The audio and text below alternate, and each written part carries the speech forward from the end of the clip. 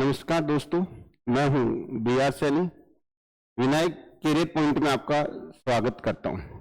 आज हम पढ़ने जा रहे हैं सॉल्यूशन वाले पोर्शन से।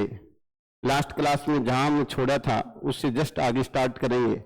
लास्ट क्लास में हमने जब छोड़ा था वो राउल्ट का नियम से रिलेटेड आइडल सॉल्यूशन को हमने पढ़कर छोड़ दिया था कि भाई आइडल सॉल्यूशन कौन कौन से होते हैं, कौन कौन से उसके एग्जाम्पल हैं। ये सारी बातें हमने लास्ट क्लास में देख ली थी।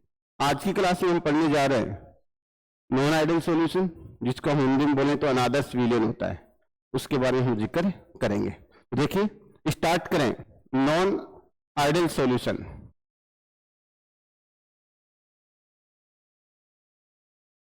अनादर्श विलयन, नॉन आइडल सॉल्यूशन। जैसे आपको पता है आइडल सॉल्यूशन की जो प्रॉपर्टीज थी उसके जस्ट ऑपोजिट प्रॉपर्टीज है वो नॉन आइडल की हैं। जैसा आइडल सॉल्यूशन था, जिस टाइप का था, कितने प्रकार के होते हैं, क्या है, इन कौन कौन से एग्जाम्पल है, क्या क्या प्रॉपर्टीज है, वो उसके जस्ट ऑपोजिट आज अपने को पढ़ना है। आज की क्लास में हमारे पास धनात्मक और ऋणात्मक विचलन वाले सॉल्यूशन हैं। स्टार्ट करें। देखो, अनादर्श विलयन की सबसे बड़ी पहचान, ये राउल्ट नियम की पालना नहीं करते हैं। राउल्ट नियम की पालना नहीं करते हैं।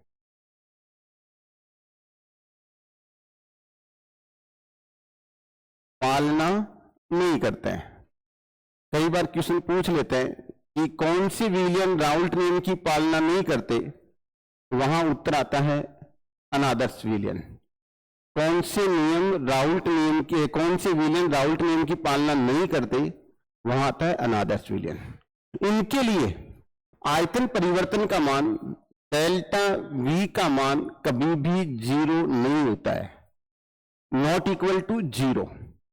आयतन परिवर्तन का मान कभी भी 0 नहीं होता है, यह अपने को याद रखना है। इसके अलावा एंथैल्पी परिवर्तन का मान डेल्टा H की वैल्यू भी 0 नहीं होती है। मतलब इस प्रकार के विलयनों को बनाएंगे तो या तो ऊर्जा अवशोषित होगी या ऊर्जा उत्सर्जित होगी। अगर ऊर्जा अवशोषित होगी तो डेल्टा H का मान पॉजिटिव, और अगर उत्सर्जित होगी तो डेल्टा H का मान नेगेटिव होगा। ठीक है, मतलब इस प्रकार की जो सॉल्यूशन में ऊर्जा का अवशोषण या उत्सर्जन एक घटना जरूर घटेगी, और आइडल सॉल्यूशन में ऐसा नहीं हुआ था। इसके अलावा एक अपने पास याद रखना, इसमें विलय और विलायक के अणुओं के बीच में जो पाए जाने वाला आकर्षण बल है वो विलय एंड विलायक के अणु के बराबर नहीं होता है। विलय मतलब जो विलय सॉल्यूट, दो विलय पार्टिकल ले लें, उनके बीच में अट्रैक्शन फोर्स, और विलायक के बीच में अट्रैक्शन फोर्स उनके बराबर नहीं होता है। उससे या तो ज्यादा रहेगा या फिर क्या रहेगा, कम रहेगा। अब बात यह आती है कि ये कितने प्रकार के होते होंगे। ये 2 प्रकार के हैं। एक तो होता है धनात्मक विचलन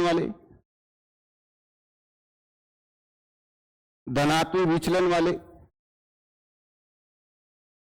और एक होते हैं ऋणात्मक विचलन वाले।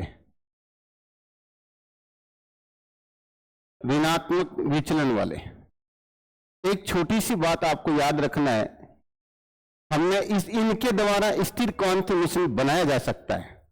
सबसे इंपॉर्टेंट पॉइंट है, आपको याद रखना है, स्थिर क्वांटम मिश्रण बनाया जा सकता है।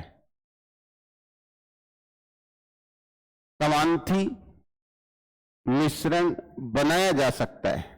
इसका मतलब ये कि ऐसे मिश्रण प्राप्त हो जाते हैं जिनकी भौतिक अवस्था ठोस और द्रव्य, या जिनके टेम्परेचर ठोस और द्रव्य बराबर होता है। मतलब एक साथ में उबलेंगे, एक साथ में पिघलेंगे, एक साथ में क्या मेल्ट हो जाएंगे।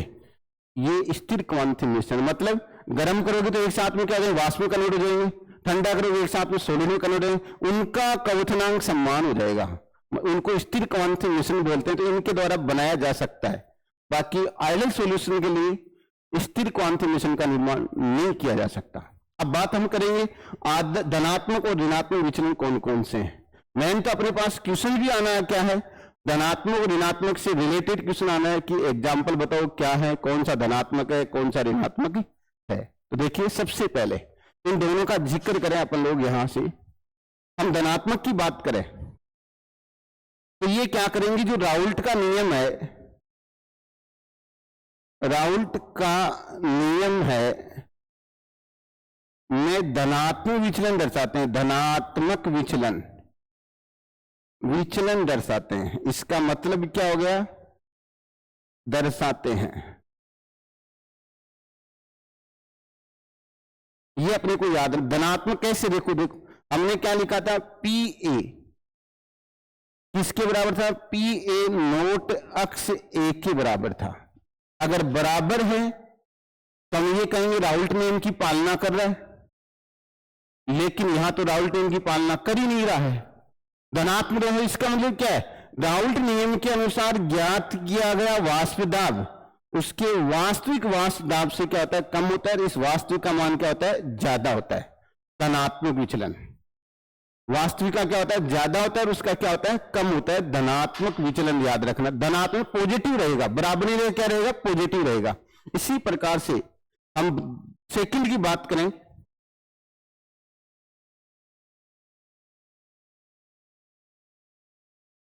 सेकंड की बात करें, हमारे पास पहला तो अभी हमने क्या लिखा कि जो पी ए है वो ग्रेटर देन क्या है, पी ए नोट अक्ष ए।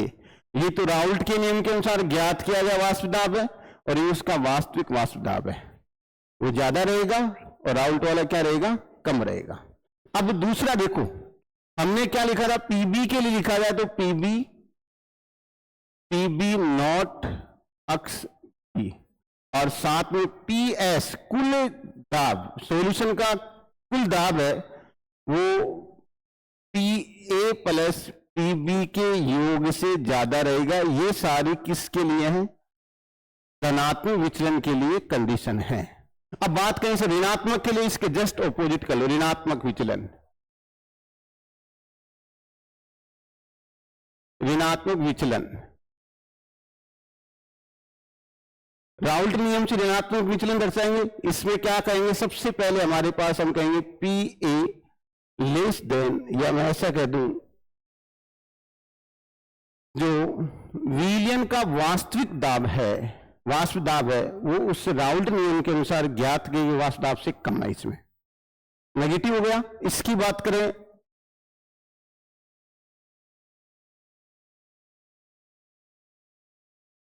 और यहां लिखें, ये अपने को याद रखना है,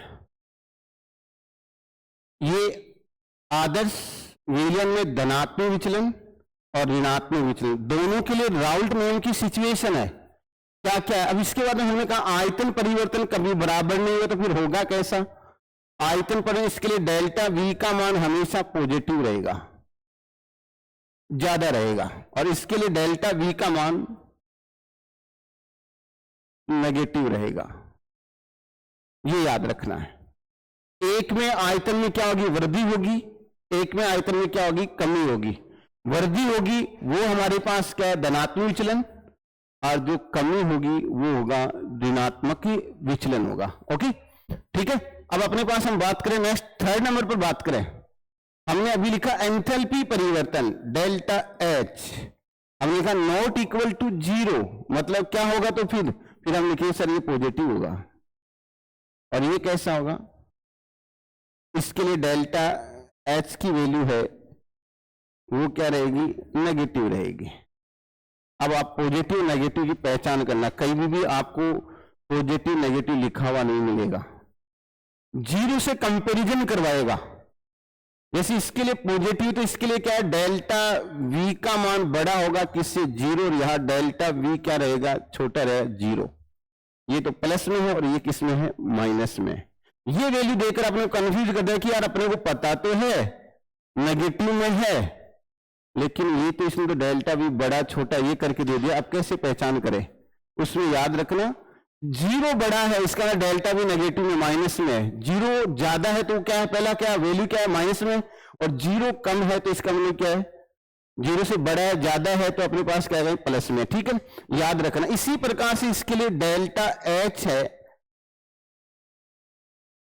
इसके लिए ये आ जाएगा, और इसके लिए डेल्टा एच। यहां से क्वेश्चन बहुत अच्छा बनता है दोनों में। फिर आता है सर जो अट्रैक्शन फोर्स है, आकर्षण बल की बात की जाए, आकर्षण बल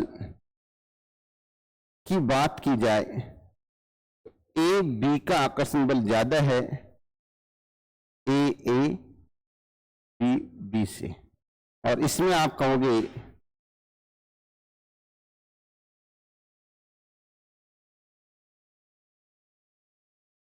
ये विलायक विलय है और ये क्या है, विलायक है। विलय के अणु के बीच में लगने वाला आकर्षण बल और विलय के अणु के बीच में लगने वाला आकर्षण बल किस प्रकार से, वो अपने को जानना है। ठीक है, अब अपन लोग बात करेंगे सर ये स्थिर क्वांटम मिश्रण बनाते तो हैं, अभी आपने लिखा था अनादर्श विलयन स्थिर क्वांटम मिश्रण बनाते हैं, किस ताप पर बनाते हैं, टेम्परेचर ज्यादा रहेगा तब बनाएंगे या टेम्परेचर कम रहेगा तब बनाएंगे। तो इसके लिए मैं बता दूं, ये जो हमारे पास धनात्मक वाले हैं वो निम्न ताप पर स्थिर क्वांटम मिश्रण बनाते हैं, निम्न ताप पर, निम्न ताप पर स्थिर क्वांटम मिश्रण बनाते हैं, स्थिर क्वांटम मिश्रण बनाते हैं। ये इंपॉर्टेंट लाइन है, आपको हमेशा याद रखनी है। ये निम्न ताप पर बनाते हैं और ये बनाते हैं उच्च ताप पर, उच्च ताप पर स्थिर क्वांटम मिश्रण बनाते हैं। ये आपको याद रखना है।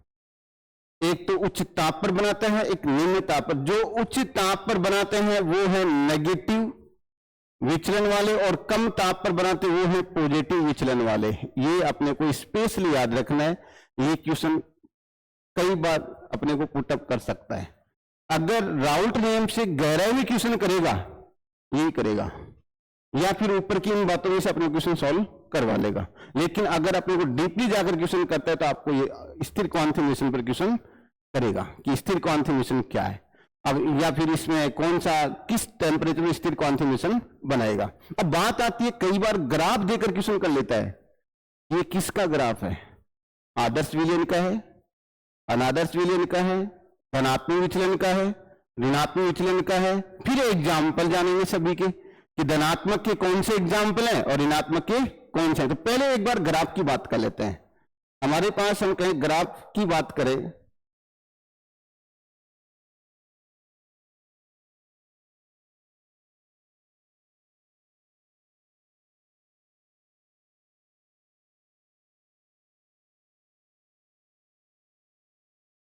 देखिए ध्यान दें, ग्राफ की बात करें, सिंपल सी बात है।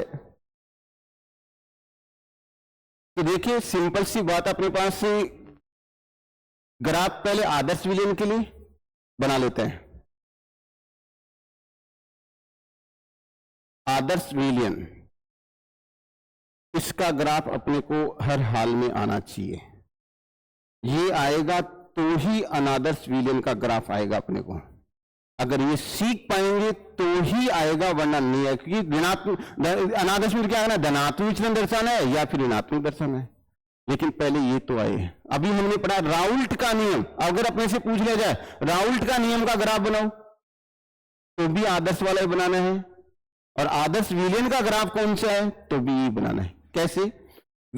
राउल्ट का नियम क्या है, दाब और इधर तो पी ले लो, इधर ले लो मोल अंश, मोल अंश, इनके बीच में ग्राफ बनता है। ये दोनों साथ में बना लेते हैं।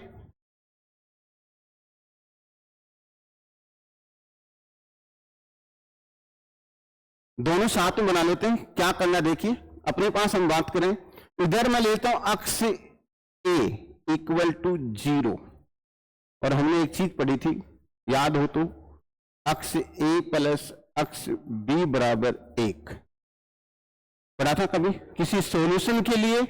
मोल अंश का मान हमेशा 1 होता है। अगर हमारे पास अक्ष ए 0 है तो अक्ष बी कितना होगा?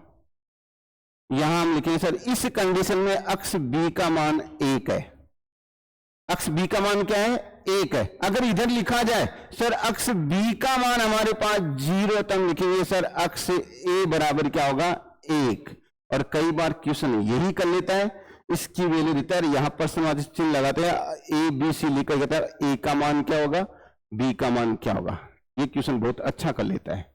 अब देखिए यहां से जो ग्राफ चालू होगा वो अक्ष ए के लिए चालू होगा, यानी ए जो घटक ए है उसका ग्राफ चालू होगा। यहां से जो ग्राफ चालू होगा किसके लिए हो जाएगा? बी के लिए चालू हो जाएगा।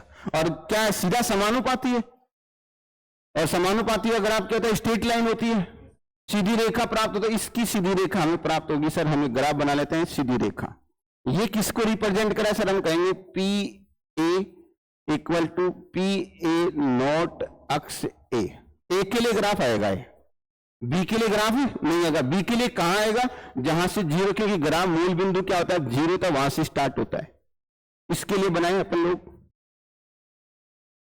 तो हम क्या लिखेंगे सर? ये पी बी के लिए है, पी बी नॉट अक्ष बी। ये हमारे पास क्या आइडियल गैस के लिए ग्राफ है, लेकिन दोनों को जोड़े। हमने कहा था ना टोटल सॉल्यूशन का दाब P A plus P B के बराबर होता है, और दोनों को जोड़ेंगे तो हम क्या करेंगे? इसको हम ले लेते हैं, देखो अलग कलर से दर्शा लेते हैं। ये दर्शाएगा अपने को पी एस बराबर P A plus P B, P B.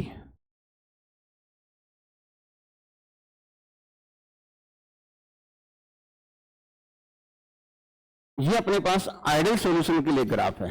अब आप कहोगे सर आइडियल के लिए तो बन गया आपको, ठीक है, नॉन आइडियल के लिए बताओ, बनाओ कहां कैसे बनेगा नॉन आइडियल सॉल्यूशन के लिए ग्राफ, ये अपने को जानना है। ठीक है, तो आइडियल के लिए बेटा देखो ध्यान देना, आइडियल के लिए भी यही ग्राफ है और राउल्ट नियम का भी यही ग्राफ है।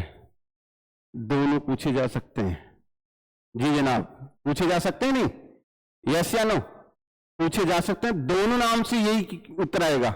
अब हम कहेंगे सर नॉन आइडियल धनात्मक ऋणात्मक वाला ग्राफ बता दो, ताकि हम एग्जाम्पल में चलें, और एग्जाम्पल कंप्लीट हो जाएगा तो ये टॉपिक ही कंप्लीट हो जाएगा, फिर बचेगा नहीं कुछ। तो देखिए अगली बात करते हैं, नेक्स्ट एग्जाम्पल के लिए हम बात करते हैं कि हम बात कर लेते हैं नेक्स्ट अनादर्श विलयन के लिए ग्राफ बना दे, धनात्मक के लिए एक बार, ऋणात्मक के लिए एक बार बना लेते हैं। ठीक, देखिए ये हमारे पास है आइडियल सॉल्यूशन के लिए। अब बात करते हैं नॉन आइडियल अनादर्श के लिए, धनात्मक विचलन के लिए पहले बात करते हैं। धनात्मक विचलन, धनात्मक विचलन के लिए ग्राफ बनाते हैं। ग्राफ किस किस के बीच में बनाना है? वही दोनों सिचुएशन है हमारे पास।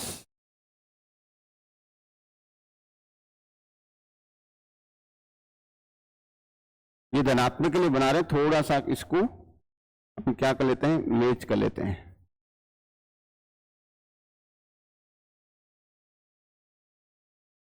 ठीक, अब हमारे पास ये धनात्मक का है, पॉजिटिव का है, इधर P लिखेंगे, इधर मोल अंश लिखेंगे। अक्ष A बराबर 0 है तो अक्ष B बराबर 1 है, और अक्ष B बराबर 0 है, अक्ष A बराबर 1 है। ये सिचुएशन वो की है, कोई चेंज नहीं है। ठीक है, अब देखिए अपन लोग ग्राफ बनाए, वही का वो ग्राफ। पहले तो अपन क्या करेंगे, स्ट्रेट लाइन बनाएंगे आइडियल सॉल्यूशन वाली। जैसे मैं इस आइडियल सॉल्यूशन का ग्राफ ऐसे बनाता हूं, ये तो आइडियल सॉल्यूशन है, ये सर आइडियल सॉल्यूशन। ये तो किसके लिए? पी एस बराबर P A plus P B को रिप्रेजेंट कर रहे हैं। ये पी बी बराबर पी बी नॉट अक्ष बी को रिप्रेजेंट कर रहे हैं। पी ए बराबर पी ए नॉट अक्ष ए को रिप्रेजेंट कर रहा है। अब हमें क्या करना है, इसी में ग्राफ बनाना है। वो किसके लिए बनाना है? नॉन आइडियल धनात्मक विचलन के लिए। अब धनात्मक का मतलब पॉजिटिव, ज्यादा मान आए। अब देखो इस लाइन का ज्यादा मान ऊपर है या नीचे? ऊपर की तरफ रहेगा, तो अपने लिए इसके जस्ट ग्राफ हम बनाएंगे, वो ये बनाएंगे, ये धनात्मक पॉजिटिव यानी पॉजिटिव डेरिवेशन धनात्मक विचलन का ग्राफ है। इसके लिए धनात्मक विचलन बनाए तो अपने पास क्या बनेगा, जस्ट ऑपोजिट इस साइड से बनेगा, इसके लिए ये बनेगा। अब आप कहोगे इसका मतलब ये थोड़ी सही है, ये भी गलत हो गया। इसके लिए क्या आएगा, पी बी बड़ा हो जाएगा पी बी अक्स बी से, और इसके लिए क्या लिखेंगे अपन लोग, जस्ट यहां लिख देता हूं, पी ए बड़ा है पी ए नोट अक्स ए से, और ये अपन लोग लिखे पी एस बड़ा है, ये इसके लिए ग्राफ आ जाए प्लस यानी ऊपर की तरफ आएगा, और नेगेटिव ऋणात्मक क्या आ जाएगा, ग्राफ किधर से आ जाएगा, नीचे की तरफ आ जाएगा। कई बार क्वेश्चन इनसे पूछेगा कि धनात्मक विचलन वाला कौन सा है, ऋणात्मक विचलन वाला ग्राफ है कौन सा है। ठीक है, बना लोगे इसको। ऋणात्मक के लिए आपको बनाना है, नेगेटिव विचलन के लिए आपको ग्राफ बनाना है। सेम ऐसा ही बनेगा, केवल जो लाइन है विचलन वाली लाइन वो नीचे से निकल जाएंगी, इसमें भी नीचे से और इससे भी क्या है नीचे से निकल जाएंगे। ठीक है, तो अब हमारे पास बात करते हैं इनके एग्जाम्पल क्या क्या है, उदाहरण कौन कौन से, धनात्मक विचलन के कौन से उदाहरण हैं, ऋणात्मक के कौन कौन से उदाहरण हैं, उनकी बात हम करेंगे। तो देखिए अपन लोग बात करते हैं एग्जाम्पल, उदाहरण इंपॉर्टेंट है। क्वेश्चन जो आएगा वो अपना एग्जाम्पल से आएगा कि कौन सा एग्जाम्पल धनात्मक का है और कौन सा एग्जाम्पल ऋणात्मक के हैं। तो ठीक है, तो हम पहले बात करते हैं धनात्मक विचलन के एग्जाम्पलों की बात करते हैं। जैसे हमारे पास आता है, आपने कभी नाम सुना होगा एथेनॉल, जिसको हम शराब भी बोलते हैं अपनी भाषा में, प्लस इसमें आपको एसीटोन डालना है, एसीटोन। अब बात ये आती है कि कई बार नाम नहीं देता, अपने को नाम देता ही नहीं है, सूत्र दे देता है, तो फिर सूत्र भी आने जरूरी है। तो इसका जो सूत्र होगा C2H5OH और इसका होगा CS3 डबल बॉन्ड OCH3। कई दफे क्वेश्चन आया हुआ ऐसा, कई दफे क्वेश्चन आया कि सूत्र के आधार पर अपने क्वेश्चन पूछ लिया गया। ठीक है, इसी प्रकार से ये तो पहला एग्जाम्पल है। दूसरा एग्जाम्पल है कार्बन डाइसल्फाइड, ऑक्साइड नहीं, कार्बन डाइसल्फाइड प्लस एसीटोन,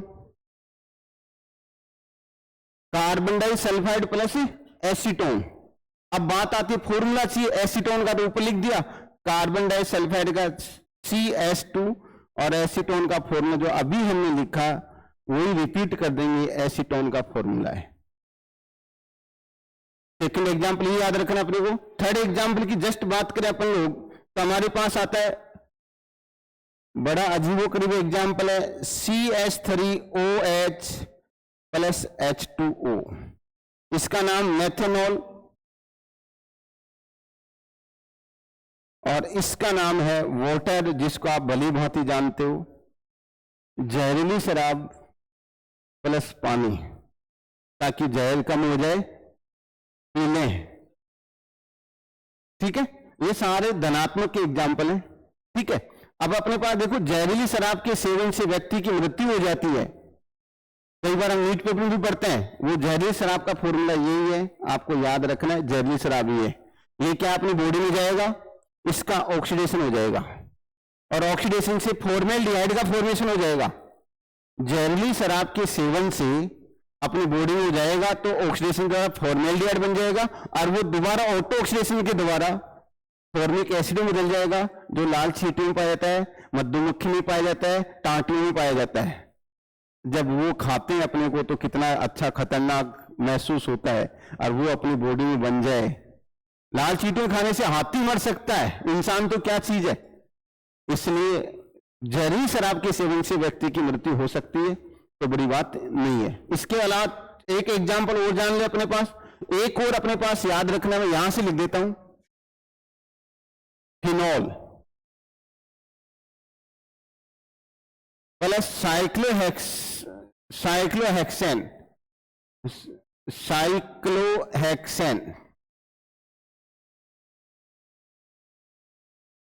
ये कुछ इंपोर्टेंट एग्जाम्पल मैंने बताए, 4 एग्जाम्पल कुछ इंपोर्टेंट हैं और भी खूब है, लेकिन ज्यादातर इनमें से क्वेश्चन आ जाता है। अब बात आते हैं फिनोल, इसको कार्बोलिक अम्ल ही बोला जाता है। कई बार पूछ लेते हैं कार्बोलिक अम्ल का सूत्र बताओ, तो कार्बोलिक अम्ल, सॉरी कार्बोलिक अम्ल बोलते हैं, कार्बोलिक अम्ल। कार्बोलिक अम्ल फिनोल को बोला जाता है, और इसका फॉर्मूला अपने पास ये होता है, झोपड़ी बनाना पड़ेगा अपने को, इस पर OH लगाना पड़ेगा, और इसका बना तो दो झोपड़ी, लेकिन इसमें ना तो कोई डब्बा लगाना है ना OH लगाना है, साइक्लोहेक्सेन बन जाएगा। ये हमारे पास इसके फिक्स फॉर्मूले हैं, या मैं कह दूं एग्जाम्पल है। 4 एग्जाम्पल बताएं, रिपीट कर लेना। एथेनॉल और एसीटोन, सूत्र दोनों के बता दी। दूसरा कार्बन डाइसल्फाइड और एसीटोन। तीसरा मेथेनॉल प्लस वाटर मॉलिक्यूल, और फिनोल प्लस साइक्लोहेक्सेन। अभी मैंने कहा फिनोल को बेटा कार्बोलिक एसिड का सूत्र यही है। फिनोल को क्या बोलते हैं? कार्बोलिक एसिड बोलते हैं। फिनोल को क्या बोलेंगे? कार्बोलिक एसिड बोला जाता है, याद रख लेना। 3 नाम है, कार्बोलिक, कार्बोक्सिलिक, कार्बोनिक। कंफ्यूज कर देता है कि तीनों में से कौन से का क्या सूत्र है। कार्बोलिक का क्या सूत्र है, कार्बोनिक का क्या है, कार्बोक्सिलिक का क्या है। तीनों नोट कर लो, एक जगह काम आएंगे, क्योंकि कंफ्यूज नहीं होना। तीनों को नोट एक जगह कर लेना। मैं तीनों बता रहा हूं, यहां देखो, इसकी बात कर लेते हैं। थोड़ा सा इस डायग्राम को हटा देते हैं, या फिर हम कर लेते हैं इस पोर्शन को हटा देते हैं। ये हमने जान लिया। अब इसके बारे में थोड़ा सा ध्यान दें। हम जो मैंने अभी बातें बताई कार्बोनिक और कार्बोक्सिलिक की बात कर रहे हैं, थोड़ा सा इस टॉपिक से हटकर बता देता हूं। एक तो होता है कार्बोलिक, कार्बोलिक अम्ल। एक होता है कार्बोक्सिलिक,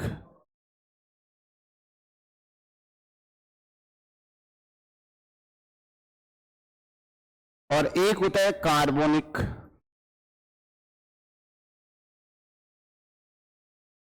अम्ल। अब ये नहीं है कि सर ये तो फिर इसका मतलब एग्जाम्पल आगे दूसरे ऋणात्मक के एग्जाम्पल आगे, नहीं, ये किसी के एग्जाम्पल है। तो मैंने साथ में जो कार्बोक्सिलिक एसिड आ गया फिनोल, उसके लिए बता रहा हूं। कार्बोलिक का अभी मैंने बताया था, फिनोल को ही बोलते हैं, और फिनोल का सूत्र ये है, ये पेक है। कार्बोक्सिलिक अम्ल अपने पास ये CH3COOH है, और कार्बोनिक अम्ल है H2CO3। ये तीनों याद रखने हैं। तीनों कई बार क्या पूछ लेता है क्वेश्चन की, क्या कौन से का क्या है, कौन से का नहीं है, अपने को जान लेता है। ठीक है, लिख लीजिए तीनों एग्जाम्पल। फिर अपन लोग बात करें ऋणात्मक विचलन के एग्जाम्पल, यहां जानेंगे जब जस्ट इसके बाद में। नेगेटिव वाले विचलन के एग्जाम्पल अपन लोग जानेंगे, विचलन के उदाहरण हम जानेंगे। बहुत अच्छे एग्जाम्पल हैं।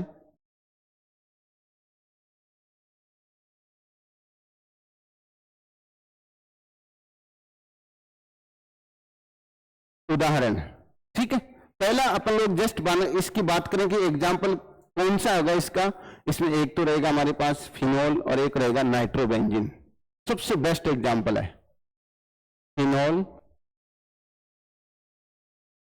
Plus nitrobenzene. नाइट्रोबेंजीन, अब इन दोनों के फॉर्मूले भी अपने को आने चाहिए।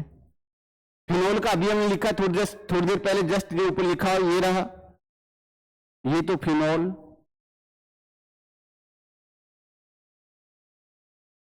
और ये नाइट्रोबेंजीन का फॉर्मूला ये है। बेंजीन के ऊपर NO2 ग्रुप लगा दो, नाइट्रोबेंजीन। पहला ये हमारे पास फिनोल प्लस नाइट्रोबेंजीन, इसका बेस्ट एग्जाम्पल। दूसरा हम कहें क्लोरोफॉर्म प्लस एसीटोन। सेकंड यहां लिखें क्लोरोफॉर्म प्लस एसीटोन, इसका सूत्र CHCl3, और एसीटोन का अभी थोड़ी देर पहले हमने लिखा था CH3 C double bond O CH3। इसके बाद में थर्ड एग्जाम्पल की बात करेंगे, क्लोरोफॉर्म प्लस बेंजीन की बात कर लें। थर्ड एग्जाम्पल अपने पास वही क्लोरोफॉर्म है, वही बेंजीन है, उसकी बात कर लेते हैं। बेंजीन,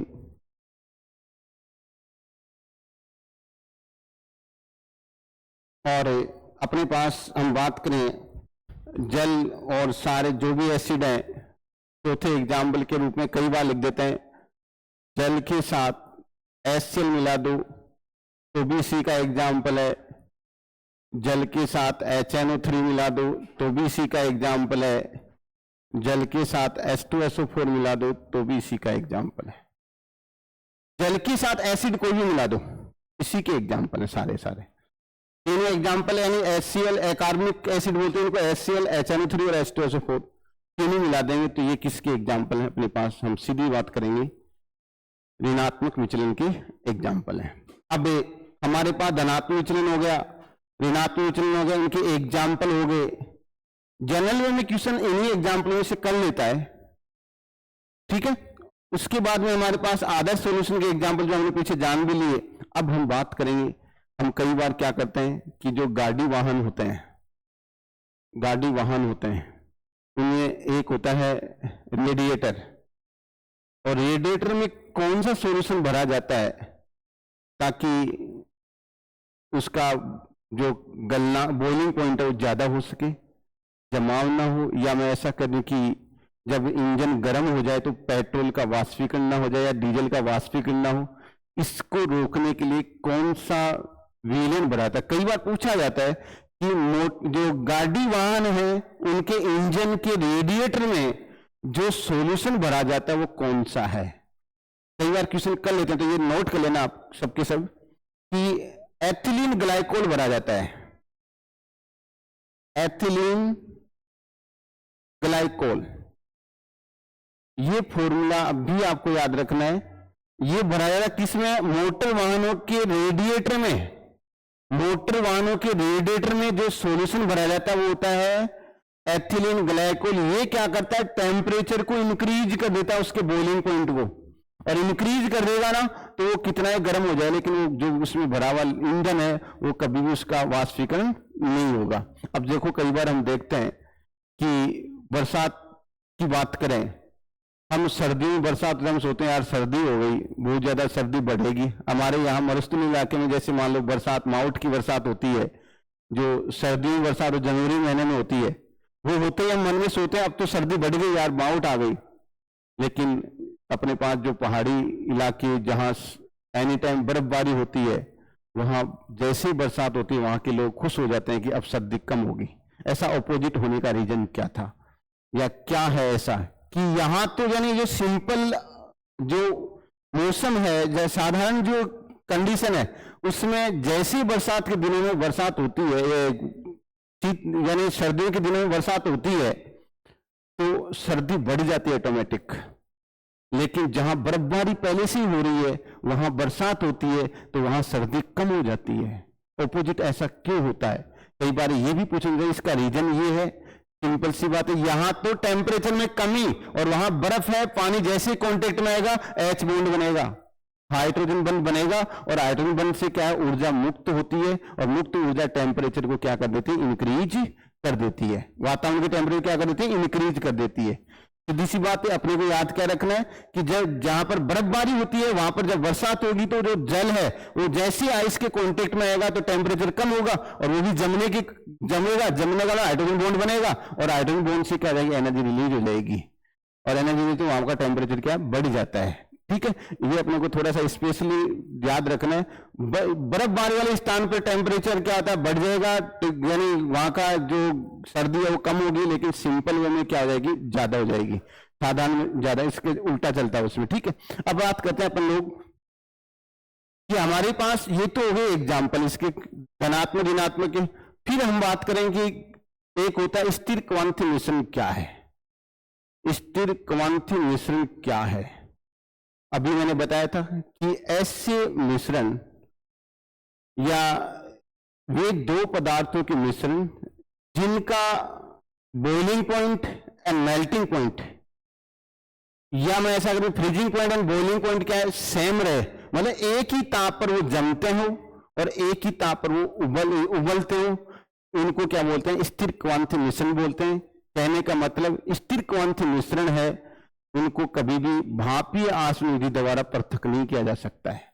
तो आप नोट करके ये लिख लेना, स्थिर क्वांट मिश्रण वालों को भापीय आसवन विधि द्वारा कभी भी पृथक नहीं किया जा सकता है।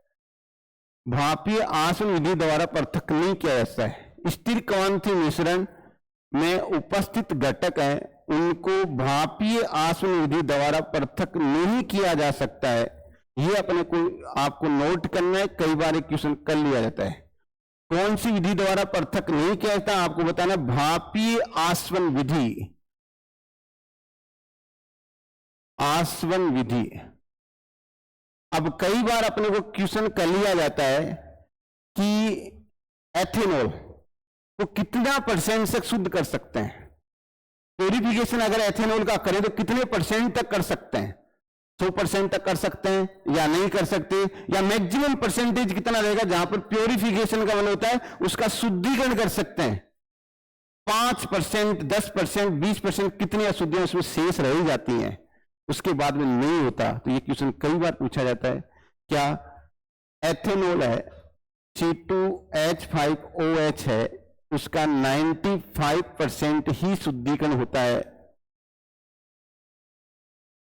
उसके बाद में नहीं होता। क्यों नहीं होता? क्योंकि उसके बाद में यहां पर क्या है, स्थिर क्वांट मिश्रण का फॉर्मेशन हो जाता है। स्थिर क्वांट मिश्रण का फॉर्मेशन हो जाता है, इसलिए इससे आगे पॉसिबल नहीं है। ठीक, इसी प्रकार से हम बात करें नेक्स्ट, हमारे पास है एक इसके जस्ट बाद में एक छोटा सा पॉइंट हमारे पास, उसका नाम है अणुसंख्यक गुणधर्म। गुणधर्म देखो, सबसे इंपॉर्टेंट बात, नाम देखो क्या, अणुसंख्यक, अणुओं की संख्या, विलयन के वे गुण जो उसमें उपस्थित विलय पदार्थ हैं उनके अणुओं की संख्या पर निर्भर करते हैं, सांद्रता पर निर्भर नहीं करते हैं, अणुओं की संख्या पर निर्भर करते हैं। उनको हम क्या बोलेंगे, अणुसंख्यक गुणधर्म बोलेंगे। तो सीधी सी बात ये है, अणुसंख्यक गुणधर्म का मतलब ये है, ये विलय के अणुओं की संख्या पर निर्भर करते हैं, अणुओं की संख्या पर निर्भर करते हैं, सबसे बड़ी बात करते हैं। अब सवाल आता है, क्या सांद्रता पर डिपेंड करेंगे? जब अणुओं की संख्या पर डिपेंड कर रहे हैं तो क्या सांद्रता पर डिपेंड करेंगे? तो आपको उत्तर देना नहीं करेंगे। ये गुण कभी भी, विलयन के ये गुण है, वो कभी भी सांद्रता पर डिपेंड नहीं करेंगे। तो विलयन की सांद्रता पर निर्भर नहीं करते हैं, विलयन की सांद्रता पर निर्भर नहीं करते हैं। ये आपको इंपॉर्टेंट लाइन है, किस पर डिपेंड करता है, किस पर डिपेंड नहीं करता है। पूछा जाता है विलयन के कौन से गुण हैं जो उसकी सांद्रता मुक्त होते हैं या सांद्रता के द्वारा प्रभावित नहीं होते हैं, तो उसको उस कंडीशन में आपको बताना है अणुसंख्यक गुणधर्म है। अब 4 अणुसंख्यक गुण, ज्यादा नहीं, 4 ही है। कौन कौन से? पहला, वाष्प दाब में आपेक्षिक अवनमन, वाष्प दाब में आपेक्षिक अवनमन।